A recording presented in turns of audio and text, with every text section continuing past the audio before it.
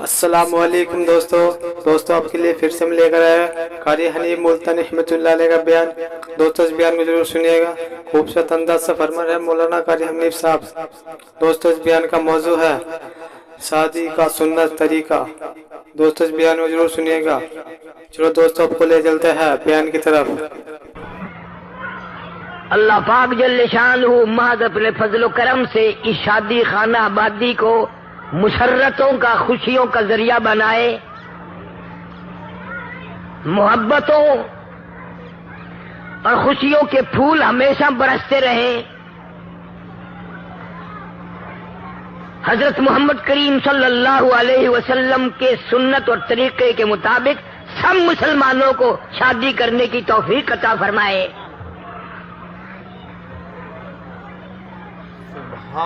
مسلمانوں میں ان موقعوں پہ رسم رواج بن کے رہ گیا،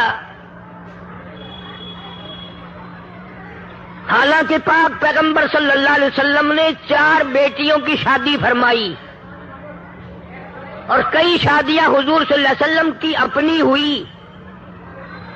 صحابہ کرام رضوان اللہ تعالی علیہم اجمعین کے بے شمار آپ نے نکاح پڑھائے، صحابہ کرام کی بچیوں کے نکاح پڑھائے،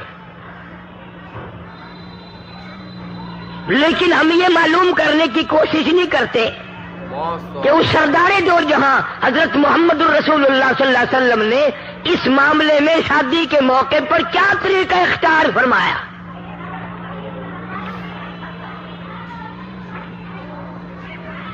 ساری باتوں کا مدار حضور کریم صلی اللہ علیہ وسلم کی ذات اقدس ہے۔ اگر آپ کے طریقے کے مطابق ہو تو ہر کام عبادت ہے، اور اگر آپ کے طریقے سے ہٹ کے ہو تو ہر کام بغاوت ہے۔ لوگوں کا نظریہ یہ ہے کہ جی مرنے کے معاملے میں تو ثواب کے کام تلاش کرو، شادیوں میں کیا ضرورت ہے، شادی جس طرح سے چاہو کرو۔ نہیں، اللہ کے بندے، جب سے انسان پیدا ہوا قبر میں جانے تک اگر وہ محمد کریم صلی اللہ علیہ وسلم کا غلام ہے تو کامیاب ہے، اگر غلامی نہیں تو کچھ بھی نہیں۔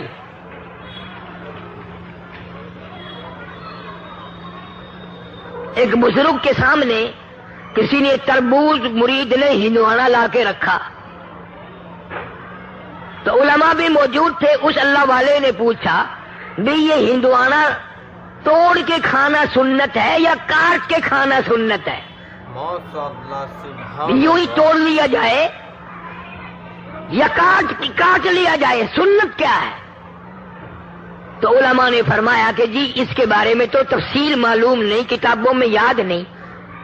تو فرمایا اسے اٹھا کے لے جاؤ، میں نہیں کھاؤں گا۔ اگر میں توڑ کے کھاؤں اور سنت ہو کاٹ کے کھانا، خلاف ہو جائے گا، اور اگر میں کاٹ کے کھاؤں اور ہو توڑ کے کھانا سنت، تو خلاف ہو جائے گا، میں تو کھاتا ہی نہیں۔ یہ اللہ والے حضور کریم صلی اللہ علیہ وسلم کے طریقوں پہ مرنے والے۔ خواجہ معین الدین چشتی اجمیری سب کہہ دو رحمت اللہ علیہ، اتنے بڑے بزرگ ہیں۔ ایک دن آپ نے وضو فرمایا، ایک مولوی کھڑا دیکھ رہا تھا۔ یہ جو پیروں کی انگلیوں میں خلال کرتے ہیں نا، انگلی مارتے ہیں، اس کو خلال کہتے ہیں۔ تو سنت یہ ہے کہ سجے پیر کی چھوٹی انگلی سے شروع کرو اور انگلی مارتے مارتے انگوٹھے تک جاؤ، اور جب بایاں پاؤں کھبا پیر دو تو انگوٹھے کی انگلی سے انگلیاں مارنی شروع کرو، خلال کرو، چھوٹی انگلی پہ ختم کرو۔ یہ ہے طریقہ۔ خواجہ صاحب نے جب وضو فرمایا اور انگلیوں میں خلال کیا تو دونوں پیروں کی انگوٹھے سے شروع کیا۔ اب مولوی، قدرتی بات ہے، مولوی چپ نہیں رہ سکتا، اس نے قریب ہو کر ذرا سا کہہ دیا، حضرت جی گستاخی معاف، یہ خلال سنت کے خلاف ہوا، حضور صلی اللہ علیہ وسلم کے طریقے کے خلاف ہوا۔ اتنا بڑا بزرگ، اتنا بڑا اللہ والا، برا تو کیا مانتے، یہ معلوم کر کے کہ ہاں یوں ہی مسئلہ ہے، 40 سال کی نماز دہرائی کہ جب وضو طریقے کے سنت کے خلاف ہوا تو نماز کیسی؟ 40 سال کی نماز لوٹائی. ہم کیا لوٹائیں گے؟ ہمارے پلے ہے کچھ لوٹانے کے لیے؟ دوہرانے کے لیے کچھ ہے؟ مرضی آیا دین ہے، مرضی آیا مسئلہ ہے.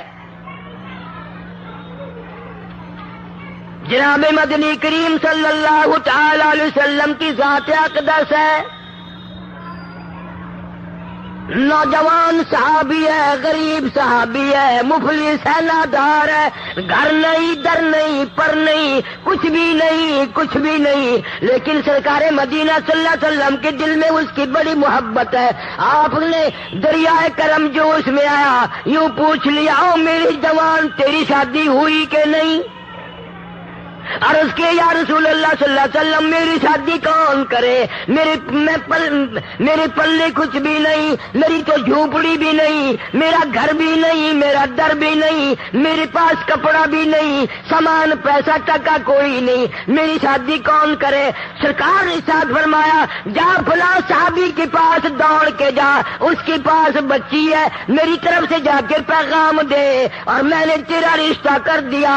حضور کریم صلی اللہ علیہ وسلم کا دیوانہ دوڑا گیا اور جا کر کے صحابی کے مکان پہ کھڑے ہو کر آواز دی تمہاری بیٹی سے حضور کریم صلی اللہ علیہ وسلم نے میرا رشتہ کر دیا. انہوں نے اس کو منظور فرما لیا. واپس آ کر حضور صلی اللہ علیہ وسلم کے پاس بیٹھ گیا. آپ نے فرمایا کچھ تیاری کر. نگر جی میں نے تو پہلے عرض کر دیا تھا تیاری کیا کروں؟ پلے ہی کوئی چیز نہیں میرے، کوئی دمڑی دیلا نہیں ہے میرے پاس. فرمایا جا عثمان غنی ذی النورین رضی اللہ تعالیٰ عنہ سے 300 درہم قرض لے لے، جا کر تیرا قرض میں محمد الرسول اللہ ادا کروں گا. اندازہ لگاؤ مسلمانوں، مدنی کریم صلی اللہ علیہ وسلم جن لوگوں کی یہاں بھی ضامن بنے وہاں بھی ضامن بنے، ان کو کیا کمی ہے؟ فرمایا ضامن میں ہوں، میں ادا کروں گا. 300 درہم قرض لے آیا.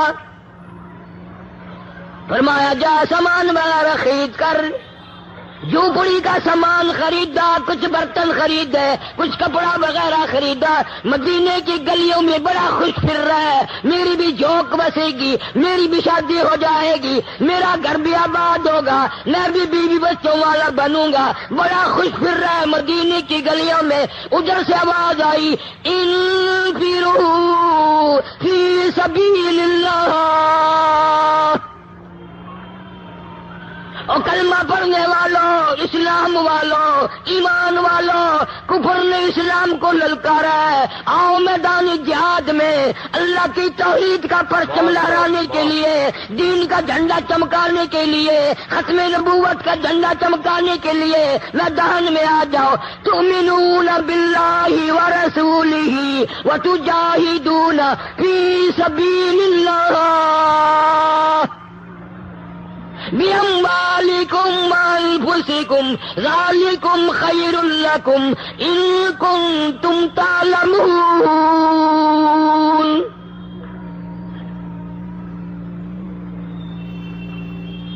کفر نے اسلام کو للکارا، کفر چڑھ کے آیا اسلام کے مقابلے میں. اسلام کو مٹانے کے لیے، دین کو ختم کرنے کے لیے، اسلام کی عظمت کو ختم کرنے کے لیے کفر بہت بڑی طاقت لے کے آیا.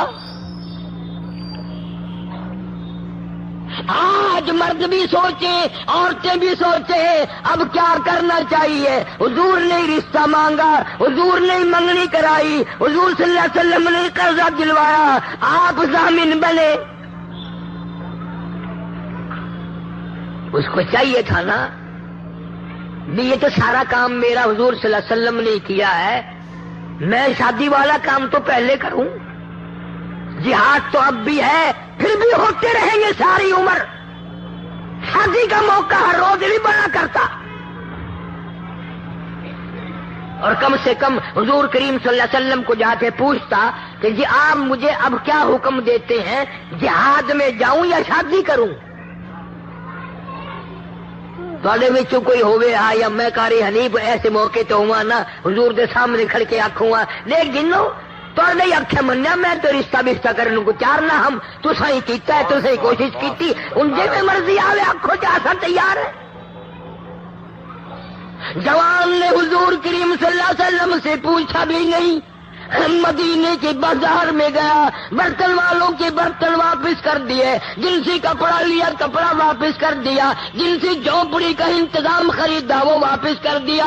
دکاندار بڑے حیران ہے کیوں واپس کرنے آ گیا. کہنے لگا شادی کی دیکھی جائے گی, پہلے مجھے قرآن نے بلایا ہے, اسلام نے بلایا ہے, میرے ایمان نے مجھے پکارا ہے. اللہ کے راستے میں کفر کو مٹانے کے لیے جاؤں گا, اللہ کی توحید کا پرچم لہرانے جاؤں گا, عظمت صحابہ کا ڈنکا بجانے جاؤں گا. جہاد کے میدان میں جا پہنچا.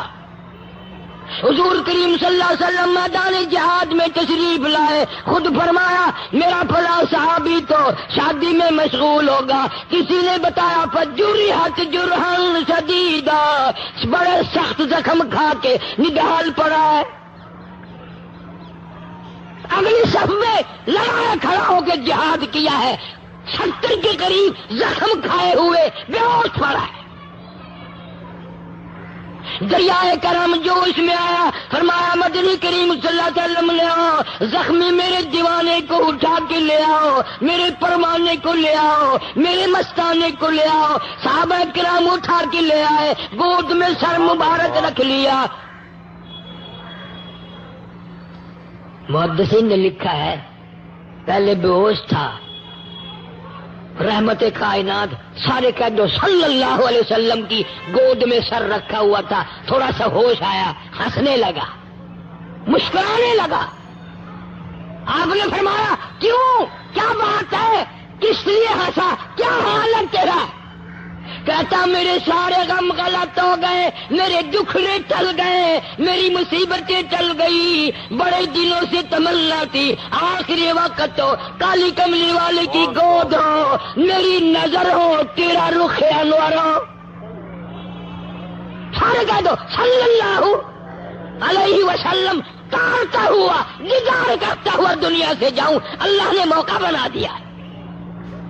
اس لیے میں آج کہتا ہوں ملتان کے لوگوں, کوئی بیوی کو دیکھتا ہوا مرے گا, کوئی بچوں کو دیکھتا ہوا مرے گا, کوئی کوٹھی بنگلے کو تاڑتا ہوا مرے گا, کوئی مال سونے چاندی کو تاڑتا ہوا مرے گا, کوئی کسی حال میں مرے گا. اس جوان کے مقدر پہ 2 جان قربان کر دوں. آخری وقت ہے, صلی اللہ علیہ وسلم کا دیدار کر رہا ہے.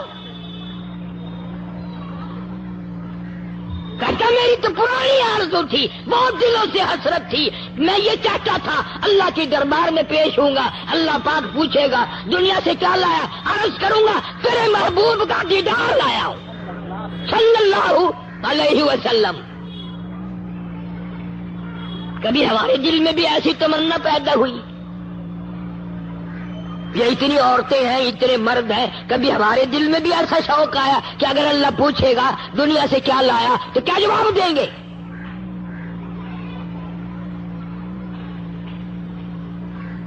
ام حکیم رضی اللہ تعالی عنہ ایک صحابیہ ہے, حضرت اکرمہ رضی اللہ تعالی عنہ کی بیوہ ہے یہ, یعنی ابو جہل کی نوح ہے, مسلمان ہے. اکرمہ جب مکہ فتح ہوا بھاگنے لگا, کشتی میں بیٹھ کے بھاگ رہا تھا سمندر کی طرف. ام حکیم گئی ہے, اکرمہ آجا, تو نے اس نبی کا نام سنا ہے, دیدار تو کر کے دیکھ, وہ تو رحمت ہی رحمت ہے. سارے کہہ دو صلی اللہ علیہ وسلم.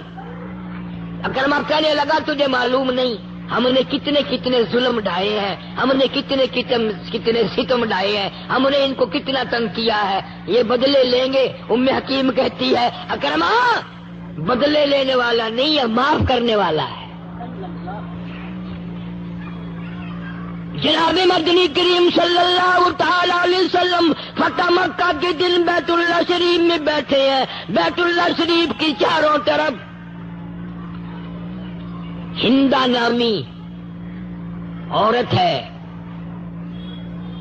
یہ وہ عورت ہے جس نے سیدنا امیر حمزہ رضی اللہ تعالیٰ عنہ کا کچا کلیجہ نکال کے چبایا، جگر چبایا، اور حضور صلی اللہ علیہ وسلم کو کھڑا ہوا دیکھ کے شور کیا. اسی کو کہتا کہ حضرت کو دکھاتی تھی ہندا، حضرت کو دکھاتی تھی ہندا، کھا کھا کے کلیجہ حمزہ کا. حضرت کو دکھاتی تھی ہندا، کھا کھا کے کلیجہ حمزہ کا. کوئی ایسے دشمن کو یارو دامن میں چھپانا کیا جانے. اتنا بڑا ظلم. فتح مکہ کے دن کسی صحابی نے اطلاع دی کہ یا رسول اللہ صلی اللہ علیہ وسلم، ہندا چاروں طرف کانپتی، ڈرتی، گھبرائی ہوئی پھر رہی ہے کہ میں نے تو اتنا بڑا ظلم کر رکھا ہے، میرے لیے کہاں جگہ، میرے لیے کہاں ٹھکانہ مل سکتا ہے.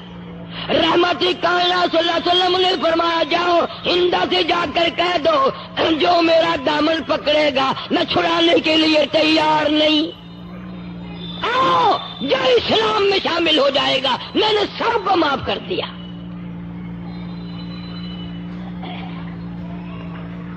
پھر حضرت اکرمہ بھی شہید ہو گئے رضی اللہ تعالیٰ عنہ. ام حکیم بیوہ ہو گئی. ایک جنگ ہو رہا ہے کہ لڑائی ہے، جہاد ہے، ام حکیم بھی اس میں شریک ہے.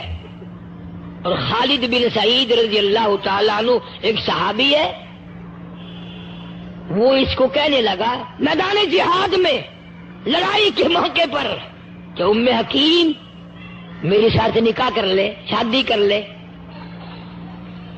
کہنے لگی نکاح سے مجھے انکار نہیں، پر موقع تو دیکھ لے، لہو بہ رہا ہے، لڑائی ہے، جنگ ہے، یہ شادی کا موقع دیکھ لے، میں انکار نہیں کرتی.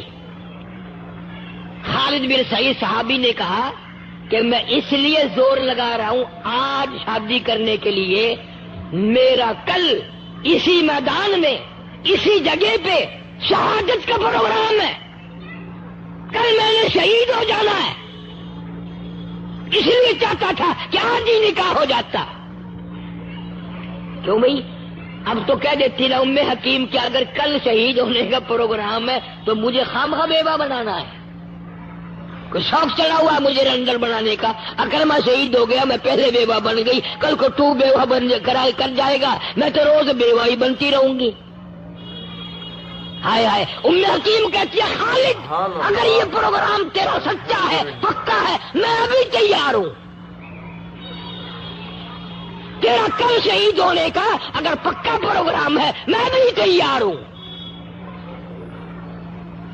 وہ کسی نے کہہ دیا کہ ام حکیم کیا بات ہے، روز روز بیوہ بننے کا شوق چڑھ رہا ہے. انہوں نے کہا ہاں. کہ وہ کیوں؟ کہ وہ اس لیے کہ قیامت میں سب عورتوں کو آواز لگیں گی، اللہ پاک جب مجھے بلائیں گے تو یوں کہہ کے آواز آئے گی 2 شہیدوں کی بیوہ کو بلاؤ، 2 شہیدوں کی بیوہ کو بلاؤ. میں آؤں گی اللہ کی حضور میں حاضر ہوں گی، مجھے 2 شہیدوں کی بیوہ کہہ کر کے بلایا جائے گا. پھر نکاح ہوا، رات گزری، صبح اٹھے. اکرمہ کو بھی یہ ام حکیم کہنے لگی کہ آپ کا پروگرام دائیں طرف حملہ کرنے کا ہے یا بائیں طرف؟ تو خالد بن سعید نے کہا کیوں، تیرا کیا مطلب، تو عورت ذات ہے. کہنے لگی نہیں، میرا پروگرام یہ ہے کہ اگر دائیں طرف آپ کریں گے تو بائیں طرف میں حملہ کروں گی، تاکہ ہمارے پورے گھرانے کا اس میدان جہاد میں حصہ پڑ جائے. ایک طرف آپ حملہ کریں، ایک طرف میں حملہ کروں گی. محدثین نے لکھا میاں بیوی نے یکدم حملہ کیا کفر پہ. سبحان اللہ. کیا ان حضرات کی ذہنیت تھی، کیا ان حضرات کا شوق تھا، کیا ان حضرات کے دلوں میں حسرتیں تھی. سلمان فارسی سارے قید رضی اللہ تعالیٰ عنہ صحابی ہے. تم نبی کو نہیں جانتے تو صحابی کو کیا جانو گے.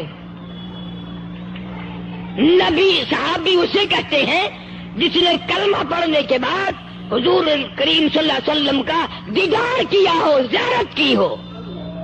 صلی اللہ علیہ وسلم.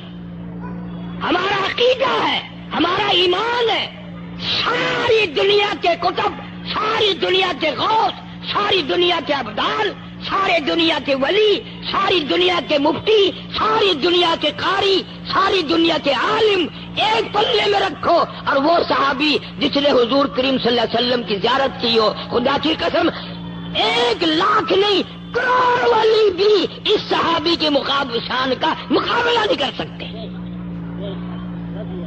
اس نے جو حضور کا دیدار کیا ہے، یہ دولت کس کو ملے؟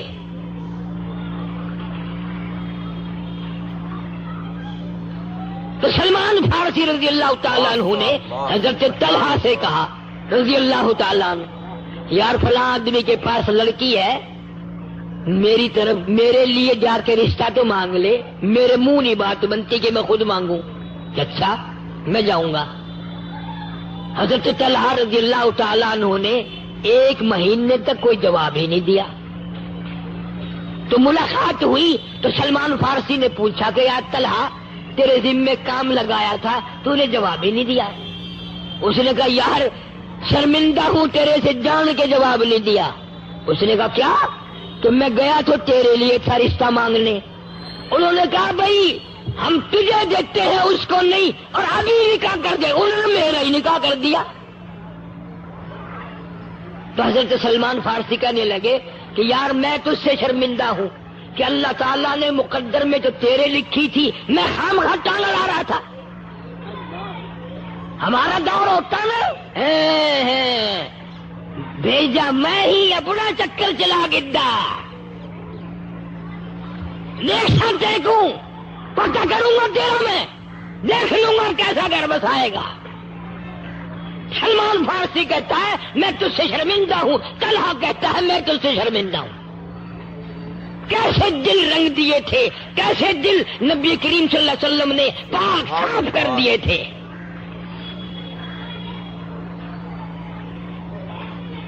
حضرت علی سارے قید رضی اللہ تعالیٰ عنہ بلایا حضرت علی کو حضور صلی اللہ علیہ وسلم نے، اور بلا کے فرمایا اے علی میں فاطمۃ الزہرا رضی اللہ تعالیٰ عنہ سے تیرا نکاح کرنا چاہتا ہوں، حق مہر ادا کرنے کے لیے کوئی چیز ہے؟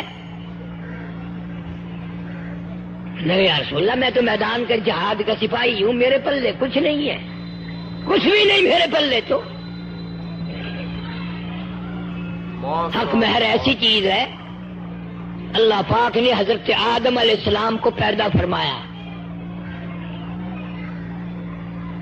جنت میں رہائش تھی، آدم علیہ السلام جنت میں رہتے تھے، لیکن خلوت، تنہائی، وحشت دل نہیں لگتا تھا.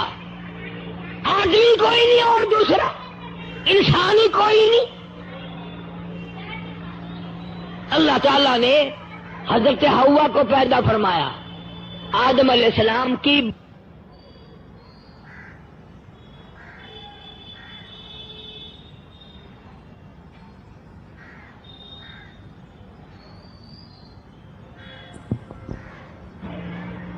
اللہ کو قادر مانتے ہو کہ نہیں؟ اللہ چاہے آدم علیہ السلام کو مٹی سے بنا دے، اللہ چاہے حضرت حوا کو آدم علیہ السلام کی پسلی سے بنا دے.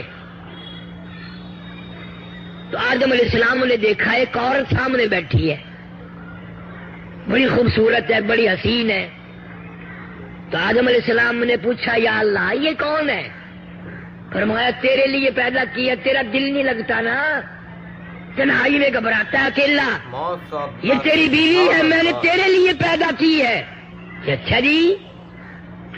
آدم علیہ السلام اٹھے اور حضرت حوا کے قریب بیٹھ گئے. بات کو ذرا سمجھنا، اور خدا کا واسطہ ان عورتوں سے کہو نا کہ جہنم میں بھی یوں ہی چیختی رہیں گی.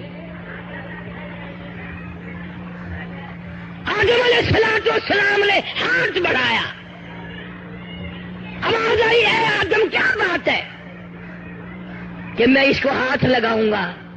حکم جو ملا ہے کہ تیری بیوی ہے، تیری گھر والی ہے. آواز آئی اے آدم ٹھہر جا، جب تک حق مہر ادا نہ کر دے آپ सारी कायनात इंसानी के अब्बा हैं और ये सारे जहान के इंसानों की अम्मा है।